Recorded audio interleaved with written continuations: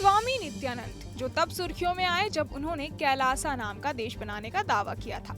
भारत से फरार नित्यानंद ने अपने सोशल मीडिया हैंडल्स पर ऐलान किया था कि वो इस महापूर्णिमा यानी 21 जुलाई को अपनी रहस्यमयी दुनिया से पर्दा हटाने वाला है। ऐसे में सवाल आता है कि कहाँ है कैलासा और एकदम से क्यों चर्चा में आया नित्यानंद बाबा।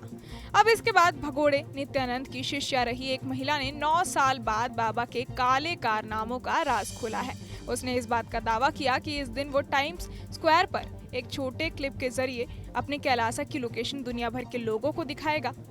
इसके बाद बाबा के कुछ पूर्व अनुयायी ने उसके काले कारनामों पर से पर्दा उठाया है। नित्यानंद की पूर्व शिष्या सारा लैंड्री इन दिनों कनाडा में रह रही हैं। उन्होंने बताया कि मैंने 2009 में नित्यानंद के आश्रम को ज्वाइन किया था। इसके पीछे का कारण ये था कि मैं सनातन धर्म को जानना चाहती थी, योग और ध्यान सीखना चाहती थी।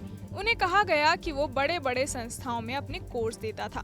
इसके अलावा ये भी बताया गया कि वो माइक्रोसॉफ्ट में लेक्चर्स देने चाहता था। आगे वो बताती हैं कि साल 2010 में जब नित्यानंद का MMS लीक हुआ था तब वो हैरान रह गई थी, लेकिन उनका ब्रेन वॉश किया गया कि ये मॉफ्ड वीडियो है। गौरतलब है कि सारा ने ये भी बताया कि वो धर्म का पाठ पढ़ाने के लिए अपनी संस्था नहीं चलाता है, बल्कि वो माफिया की तरह काम करता है। सारा कहती हैं कि 9 साल तक मेरी जिंदगी नित्यानंद के इशारों पर चली। मैं 24 साल से 33 साल की उम्र तक वहीं थी। मैंने जब आश्रम छोड़ा तो मेरे ऊपर गलत आरोप लगाए, मुझे फंसाया गया था, मुझे गैर हिंदू कहा गया था। इसके अलावा ये भी आरोप लगाया था कि मैं उसके आश्रम के बच्चों को मारती हूँ।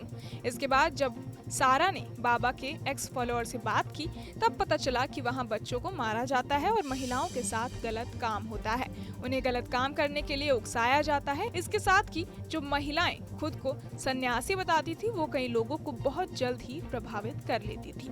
खबरों के मुताबिक नित्यानंद के पास 100, 200 या 500 करोड़ नहीं बल्कि हजारों करोड़ रुपए की दौलत है और इसी दौलत के बल से वो अपना अलग देश बनाने का दावा ठोक चुका है। लेकिन क्या आपको पता है कि नित्यानंद आखिर क्यों भारत से फरार हुआ? दरअसल 2019 में भारत से भाग चुके नित्यानंद पर रेप और किडनैपिंग जैसे कई बड़े और गंभीर आरोप हैं। बहरहाल इस पूरी खबर को सुनकर आप क्या कुछ सोचते हैं हमें कमेंट बॉक्स में जरूर बताएं और बाकी तमाम खबरों के लिए सब्सक्राइब करें न्यूज़ नेशन।